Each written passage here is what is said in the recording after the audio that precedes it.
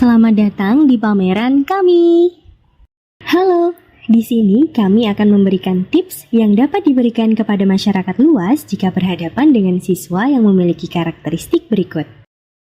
Permasalahan pertama adalah motivasi belajar.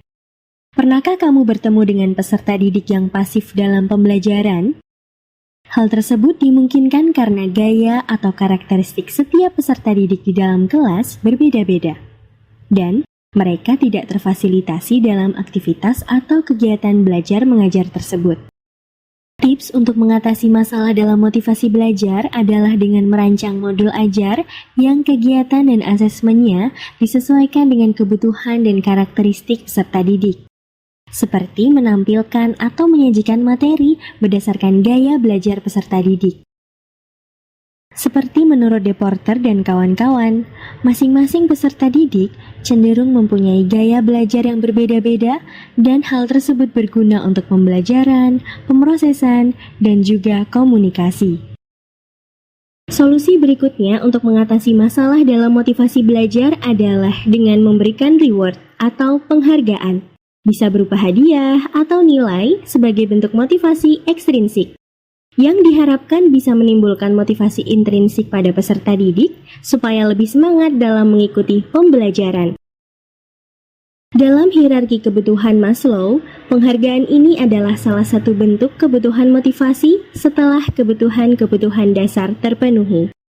Kebutuhan akan penghargaan diri ini merupakan kebutuhan untuk diakui keberadaannya oleh orang lain, yang bisa direalisasikan oleh guru dengan cara mensupport peserta didik ketika belum mampu mengerjakan latihan soal dengan benar, maupun ketika peserta didik mengutarakan pendapat yang tidak sesuai dengan tujuan pembelajaran yang diinginkan.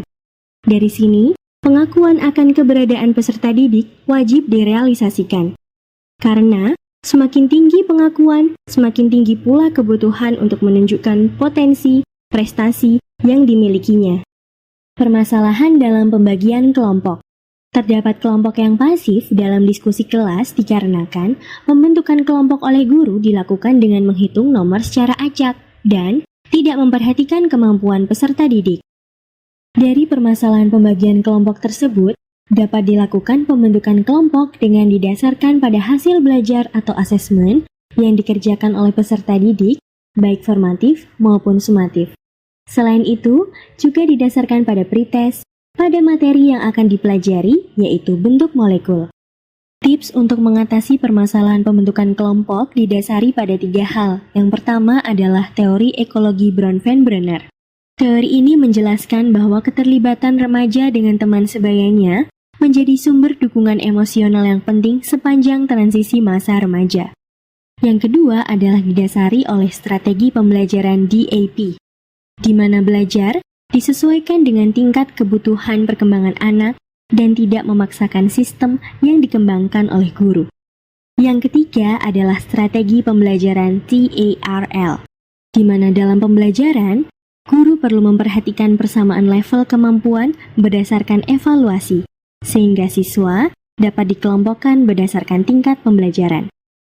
Permasalahan selanjutnya mengenai keefektifan diskusi kelompok. Peserta didik menjadi kurang termotivasi karena peserta didik tidak terfasilitasi dalam kegiatan pembelajaran. Penataan meja maupun kursi yang masih memanjang dan tidak merata juga mengakibatkan ketidakefektifan diskusi kelompok. Diskusi dalam kelompok yang terjadi menjadi kurang efektif dikarenakan jumlah peserta didik dalam satu kelompok tersebut terlalu banyak. Dalam hal ini mencapai 7 orang. Solusi untuk mengatasi permasalahan tersebut adalah dengan membuat kelompok secara heterogen, agar peserta didik yang memiliki kemampuan belajar lebih cepat dapat menjadi tutor sebaya bagi teman-teman dalam kelompok sehingga diskusi menjadi lebih efektif. Seperti menurut Ibrahim, dengan berdiskusi, siswa bersama dengan kelompok-kelompoknya bisa saling membantu satu sama lain, dan pengelompokan disusun dalam kelompok kecil yang terdiri dari peserta didik yang heterogen. Solusi yang kedua adalah dengan melakukan penataan tempat duduk menjadi melingkar, sehingga semua peserta didik bisa memperhatikan dan mendengarkan pendapat dalam kelompoknya. Dalam Suryo Subroto, Penataan meja ini dilakukan agar diskusi dalam masing-masing kelompok kecil berjalan dengan lancar dan benar serta mencapai tujuannya. Solusi berikutnya adalah dengan membentuk kelompok hanya terdiri dari 4 hingga 5 peserta didik dalam setiap kelompoknya, sehingga semua peserta didik dapat aktif dalam berdiskusi. Seperti dalam Wina Sanjaya, salah satu jenis diskusi yang paling efektif adalah diskusi dalam kelompok kecil. Permasalahan berikutnya adalah dominasi peserta didik. Berdasarkan pengamatan, didapatkan bahwa peserta didik yang menjelaskan atau menjawab pertanyaan dari guru selalu sama orangnya. Tips untuk mengatasi dominasi peserta didik dalam pembelajaran adalah dengan menggunakan model kooperatif tipe Numbered Head Together atau NHT. Dikarenakan, setiap peserta didik harus siap ketika dipanggil oleh guru atau dipilih secara acak untuk menjelaskan di depan kelas. Sehingga tidak ada peserta didik yang akan mendominasi diskusi karena terdapat pembatasan melalui pengundian nomor. Kelebihan dari model kooperatif tipe NHT ini adalah meningkatkan partisipasi aktif setiap individu peserta didik dan meningkatkan hasil belajar peserta didik. Permasalahan yang kelima adalah kesulitan dalam memahami pembelajaran. Peserta didik sulit dalam membangun pemahaman bermakna jika penyampaian materinya berorientasi pada konten. Namun, apabila disampaikan secara kontekstual, maka pengetahuan lebih bermakna bagi peserta didik. Solusi dari permasalahan tersebut adalah dengan menggunakan pendekatan Culturally Responsive Pedagogy. Pendekatan CRP ini akan memberi pengalaman dan gambaran awal terhadap konteks sosiokultural yang terdapat di dalam materi. Pendekatan ini dapat membantu peserta didik untuk membangun pemahaman bermakna mengenai konsep yang dipelajari, serta dapat meningkatkan daya ingat dalam jangka panjang. Penggunaan teknologi pembelajaran ini sangat penting untuk membantu proses pembelajaran loh. Mari berjalan mundur. Pada saat pandemi COVID-19, pembelajaran harus dilakukan secara daring. Oleh karena itu, guru bisa menggunakan Google Classroom, Google Meet, Zoom, sebagai media interaksi dengan peserta didik. Selain itu, guru juga bisa mengembangkan bahan ajar atau media pembelajaran yang bisa diakses secara mandiri oleh peserta didik. Aplikasi yang bisa digunakan antara lain adalah Canva, Articulate Storyline, Sparkle, dan sebagainya.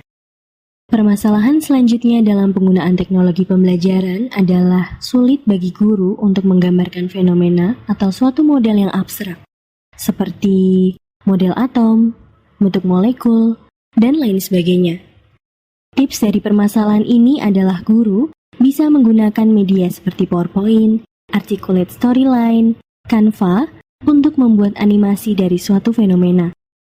Untuk membuat bentuk molekul, guru bisa menggunakan aplikasi seperti ChemDraw. Ups, pamerannya sudah selesai. Terima kasih sudah menonton hingga akhir. Bye-bye.